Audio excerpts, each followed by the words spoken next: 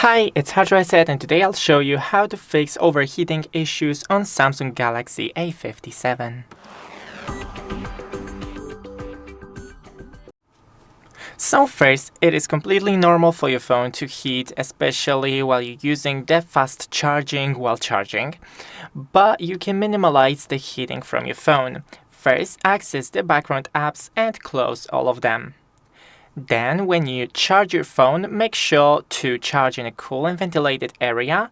Don't use your phone and take off the case of your phone. Now disable all the features that you're not currently using. For example, Wi-Fi, Bluetooth, and location. Lower the brightness from your phone and enable the dark mode. You can also go into the lock screen and AOD and disable always on display. And that's pretty much it. Thanks for watching, don't forget to leave a like and see you in the next one.